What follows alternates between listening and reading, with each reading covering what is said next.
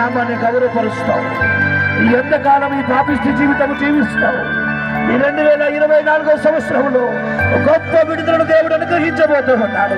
గొప్ప విడుదలను అనుగ్రహించబోతున్నాడు.